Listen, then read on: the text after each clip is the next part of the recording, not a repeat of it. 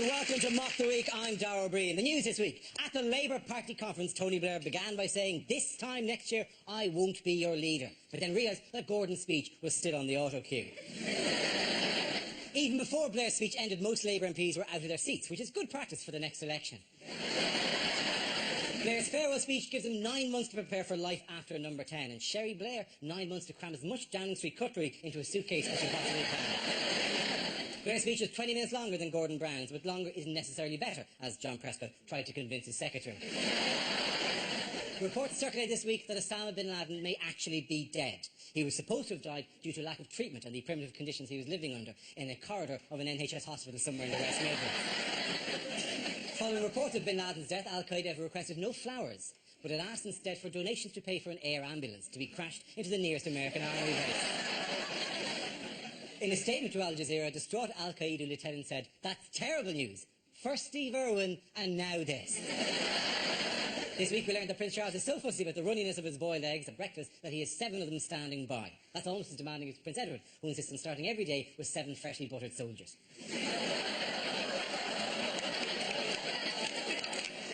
Joining me tonight are 6 of the country's top comedy performers: Andy Parsons, John Coleshaw, Russell Howard, and Frankie Ball, Hugh Dennis and Mark Watson. Welcome to you all.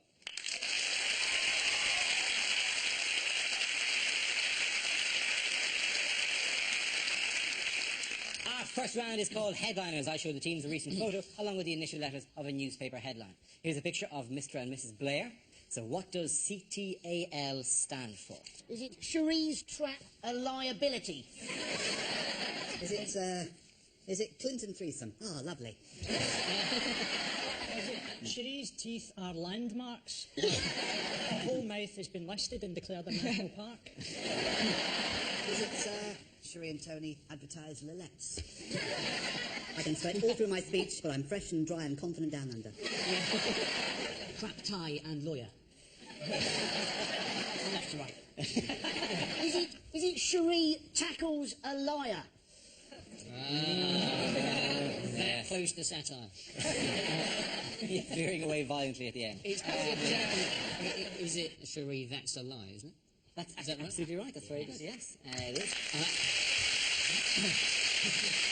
The answer I was looking for was Sherry, that's a lie. This is a journalist's claim to have overheard Sherry Blair saying, "Well, that's a lie," when Gordon Brown talked of the privilege of working alongside the Prime Minister during his Labour conference speech in Manchester. Number 10 have denied the allegations, but the journalist Carolyn Lotter stood by her story. Who do we believe? I believe the journalists. Do you? Yeah, why would they lie? You're right. It was really a game of one-downmanship between who is the least trusted member of society at any given time. And they're just below paedophiles. It was an amazing speech, though. Gordon Brown's speech was an amazing speech. No, he sounded like he was like you would when you're drunk. He kind of went on. He kind of said, you know, it's been a privilege to serve under Tony Blair. And I love him. I love him. I've always loved him. The thing with politicians can't jokes, isn't it? So Blair's big jokes from his speech was, "Well, I don't need to worry about Cherie running away with the bloke next door," and they just loved that. It took a while for it to sink in with me that he meant Gordon Brown. I thought he just meant because she's a minger. You think the fact that Tony was going, "Oh, he's happy that she's not going to get off with his next-door neighbour," explains why John Prescott has never been made Chancellor of the Exchequer. Or David Blunkett, for that matter. Or any of the more famously sexually attractive members of the Labour Party. Did you see the cards they had up during Blair's thing? So they've obviously just given out cards to people during the speech, and they're all saying, "We love you, Tony. Best." It was exactly like Gladiators. John Fashio with a couple of big sponge fingers. Clearly. Awooga! The actual words of the final words of his speech, I can't sell it the way he sold it. Go for it, stand up and read it. Next year I won't be making the speech, but in the years to come, wherever I am, whatever I do, I'm with you, wishing you well, wanting you to win. It's almost if you wanted the crowd to rise up and go, "No, E.T., don't leave." No, the peace was in your heart all along. You had the superpower, not me. And then a bright light, and then he... The thing is, he's worried about his legacy, and his legacy is secure. He'll be remembered forever as a mass-murdering bastard. In 100 years' time, he'll be an Iraqi fairy tale that mothers use to frighten their children. But no, no, reaction about what Gordon Brown feels about, all of this, has there? Nobody's really talked about what he thinks about all of this in that sort of dislocating jaw way. He has a detachable jaw, that if he needs to, eat like a small woodland animal, that he can actually remove the jaw and then swallow a vole entirely.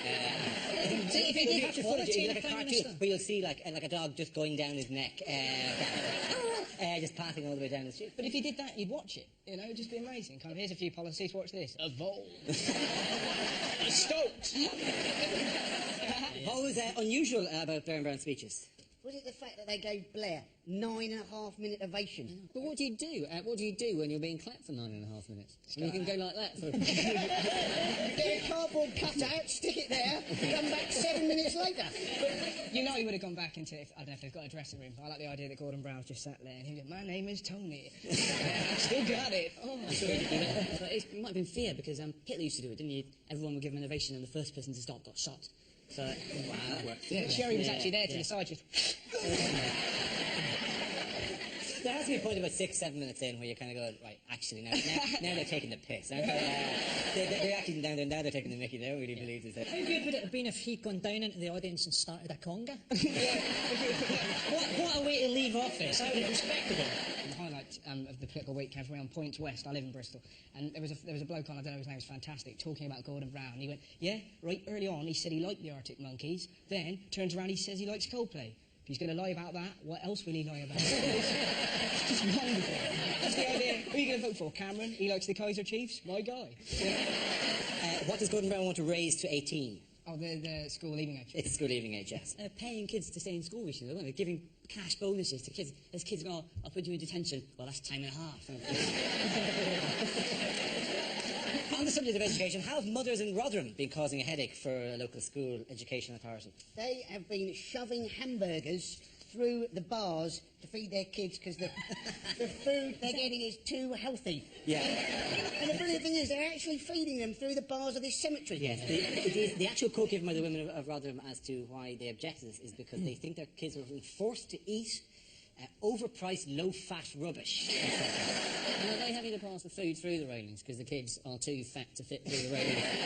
They actually had the picture they showed of the women were happy to be photographed doing this. They thought this was like a human rights issue of some description. So they photographed them, but the children, to protect their privacy, were digitised in all the photographs. Just 3 big fat pixels where their face is too big, and stuffing a burger into their Do you mouth. I know a woman who breastfed one of her children until he was 5, and she used to turn up when he was in primary 1 and put her breast through the railings of his lunch. I was there every day at 12 o'clock.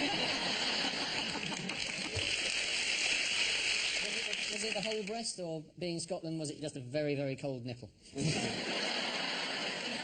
It must have started off that little story when one kid must have come home and just, you're right, give me cucumber. What? And then they must have got to rang up the other, have you heard this? Avocado. Fuck me, shitless. Let's make some burgers and show them what's what. They don't make the burgers. They take orders during Little Break, or whatever you call it there. And then they take money and a list to a chip shop called Chubby's.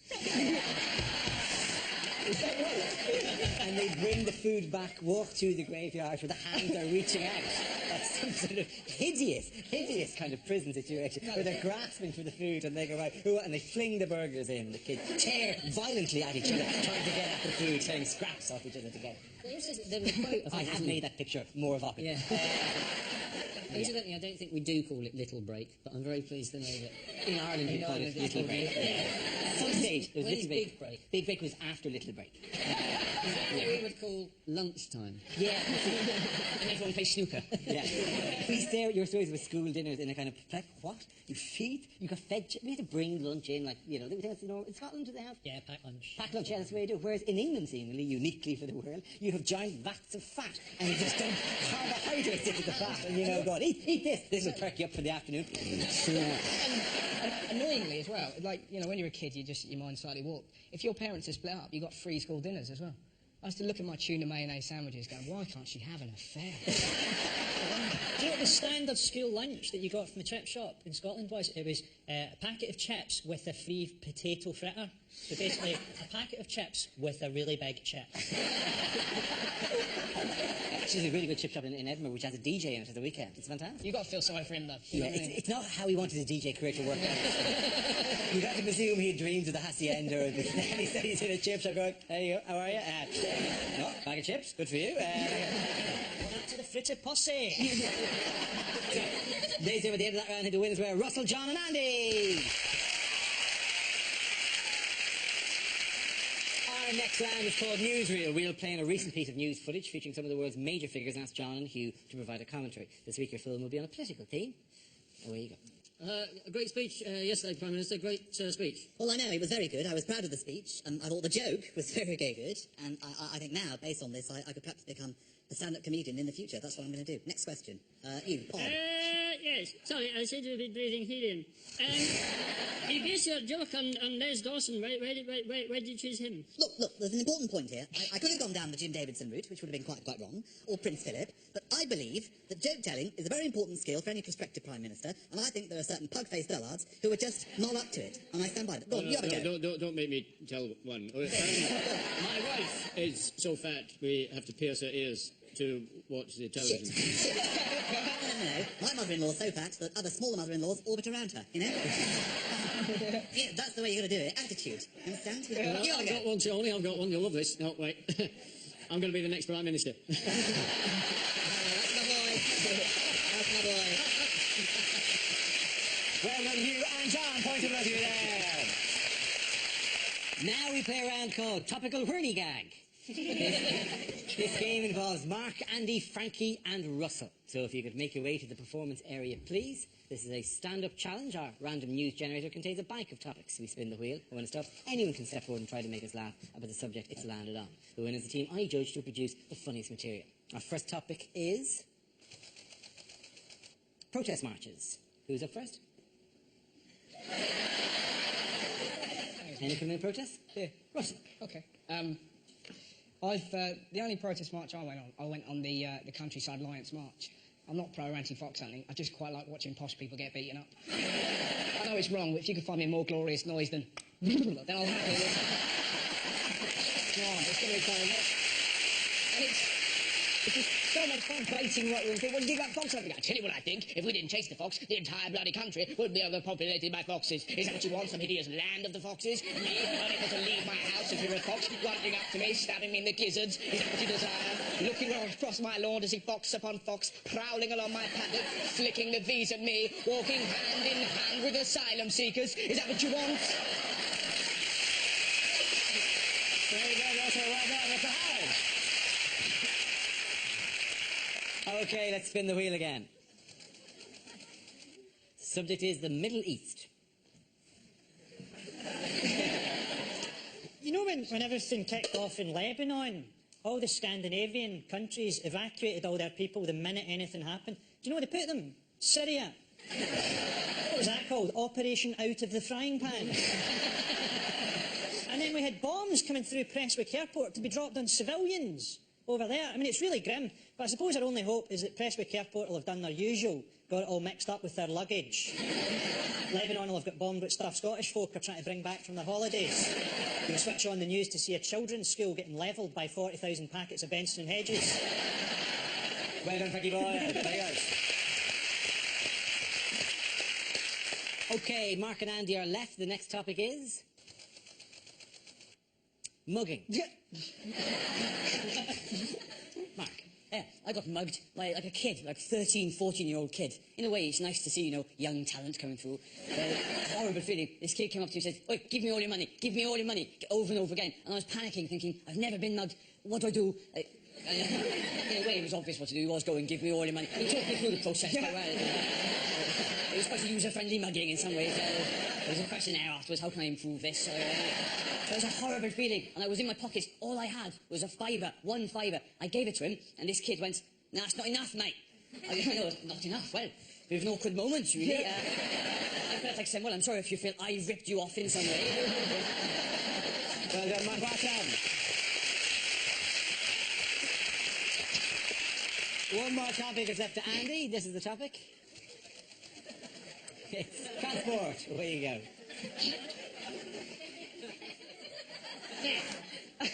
We have had bus lanes, We have had cycle lanes. We have a new initiative, combined bus and cycle lanes. What a crap idea that is. If there are two things that should never go together, it'd be like having a path in the jungle for walkers and lions. You may also have seen that on our public transport system we now have an advertising campaign. Please ask, is this your bag, to stop unattended packages? Now, quite who you're supposed to ask, is this your bag too, if the package is genuinely unattended. But as I remember rightly, the problem with the London bombings was not with unattended packages. The problem was very much with packages which were fricking attended. You'll hardly like to go up to somebody wearing a rucksack and go, is this your bag? There's Andy Parsons. At the end of that round, I think the winners were Andy and Russell. Everyone come back.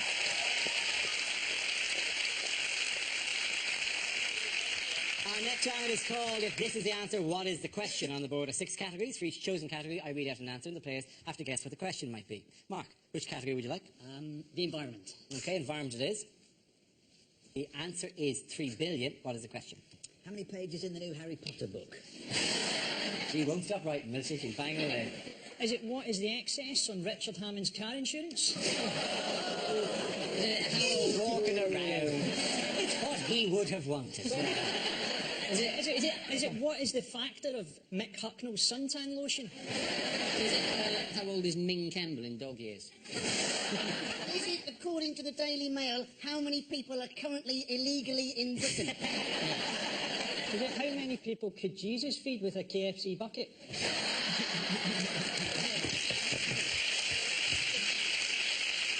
Is it in fact what Richard Branson has promised to give to combat global warming? That's exactly right. Very well done. Yeah. Right, he said, oh, I'm going to give 3 billion to combat global warming. But in fact, he's giving the 3 billion, isn't he, to his own firm, Virgin Fuels. Right, so in fact, he's given no money to anybody else. He's given 3 billion to himself. Yes. There's going to be a large cheque handing over where he hands a giant cardboard cheque to himself. And he goes, well, I'm delighted to be involved. On behalf of everyone in Virgin Fuels, we'd like to thank you for this sake. No problem at all. Take it as much as you want. Oh, you're too kind. You're a lovely guy. Love the beer. No, you as well. I love the beer as well. But isn't it, fuel sounds a little bit suspicious anyway, doesn't it? Because that's sort of what they did to Joan of Arc. She was essentially Virgin Fuel. He's investing in wind farms and stuff, isn't he? He's got wind farms? I've absolutely no idea. I think more it was bioethanol fuels he was going for, because wind farms are notoriously difficult to operate an airplane with. It's just difficult to get the lift. When you say that, I'm always worried about wind farms. That if you have enough of them, if you have thousands of these propellers everywhere, what's to stop the whole country taking off? It's just... Apparently, people in Britain, right, are scared of wind farms, those big wind turbines. People don't like them, but people actually really like windmills. So I think maybe to get over people not liking the wind turbines, what they need to do is paint a little door on the wind turbine, little window above it, have a little man that walks out occasionally missing the rotating blades. I think what they should do is they should incorporate the wind turbines into giant crazy golf courses. People wouldn't mind the wind turbine as much if it was dwarfed by a 400-foot clown's head. So if it's a wind turbine on an actual golf course, like where the Ryder Cup was being played, and Tiger tees off and poof, it gets caught by the turn and sent 400 miles in the other direction. Oh, that's tough luck there, Tiger. So lucky he's going to have to play that one from Spain. I sympathise with France a bit, because you do feel with the environment. What I meant to do, like, someone came up to me in the street and said, in the time you've been standing there, 2,000 acres of rainforest have been destroyed. And I went, OK, I won't stand here. Problem solved. Branson's created this, as well as all his aircraft, he's got this new thing, isn't he? Virgin Galactic. Now, that sounds like a crap idea, isn't it? I mean, exactly what's going to happen when that service isn't working? It's not so easy to have, you know, the sort of London to the moon bus replacement service. You'd also got to presume there's a fair amount of fuel burning in order to get galactic. It doesn't strike me something you could do with a large rubber band and a walk back. You couldn't twang it into it. Did you enjoy that? If that fuel is going to put Richard Branson on the moon, that's a price worth paying. Let's try and get him into the sun. We may not need to worry about it anyway, because the sun's cooling down, isn't it? You're absolutely right, yes. The sun's cooling down. How cool can a giant ball of fire really get? But this is the state our environment has got to, where we actually get to say the sentence, good news, the sun's dying. Ooh, that's bailed us out. It's about 100 million years away, so it's all right. You've how long it'll be before you can actually pick it up with an oven glove? How long is it before we get flooded? Well, that's soon, unfortunately, yeah. But on the plus side... Norwich is supposed to be underwater within 20 years, and locals are delighted because after centuries of inbreeding, they finally get to use their webbed feet and hands.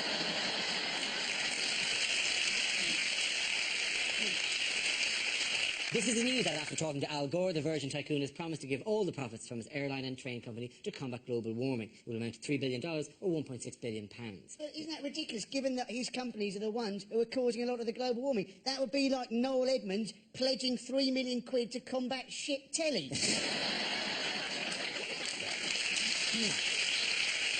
OK, let's have a look at some of the graphics on this. This map, for example, shows how the UK and Ireland will look after the polar ice caps have melted. But we can also show you how it would look if the water companies don't repair their leaking pipes. Two things impressed me about that map. Firstly, why is Scunthorpe one of the major population centres that we must be very worried about? But Jesus, Scunthorpe is gone. Britain shall never continue. With the advent of global warming and the average UK temperature having risen by several degrees, the coldest place in Britain is now officially Chris Tarrant's bedroom. One of the consequences of the devastation and flooding is that Belgium will completely disappear, although potentially this is good news for Everton, as it means another Champions League spot will be up for grabs. At the end of that round, all the points go to Frankie, Hugh and Mark.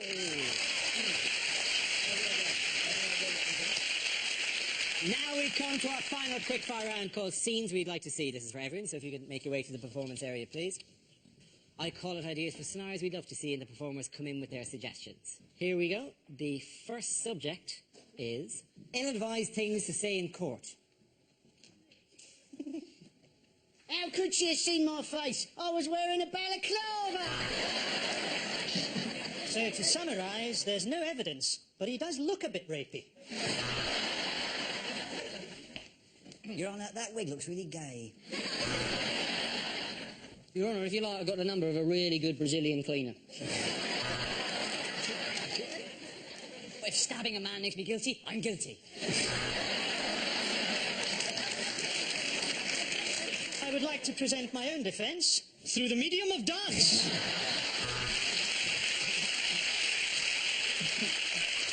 So, if I'm found not guilty, can I keep all the stuff I nicked?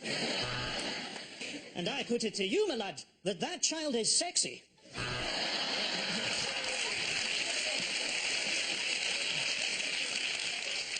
Oi, Wiggy, I've done your door! I was performing the Heimlich manoeuvre and it sort of turned into the wheelbarrow position. Will this take long? I'm meeting a boat from Colombia at 9. There is a precedent for this. I refer Your Honour to episode 10 of LA Law. And let me say this. Sentencing you will give me an overwhelming wave of sexual pleasure. Send him down. The next topic is things a sports commentator would never say. Like a lot of people watching this Olympics, I'm wondering why black people don't just take over the earth. There's the bell, and the schoolgirls I've been spying on go back to their classrooms. I can't be the only person to wonder what it would be like to shag this gymnast. So here we are, from Wembley. So with 3 furlongs to go in this Grand National, let's leave the leaders and go and watch the fallers being shot. And they're off! They're off! They're off! And I should probably keep my voice down because this is snooker. Oh, forehand, backhand, forehand. Don't you just love it when they grunt? Just reading through the names of this Chinese team is making me feel hungry.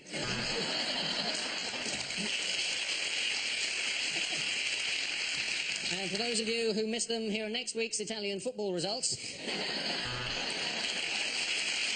This woman isn't just a world-class curler, she's also a model. That the points there to Frankie, Hugh and Mark. A round of applause to everyone involved. Everyone sit down. That's the end of the show, ladies and gentlemen. This week's winners are Frankie Boyd, Hugh Dennis and Mark Watson. Commiserations to Andy Parsons, John Coleshaw and Russell Howard. Thank you for watching. Good night.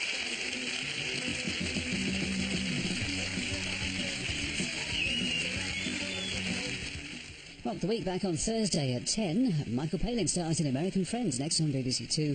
And on BBC 3 in 10 minutes, new comedy, I'm Will Stupid.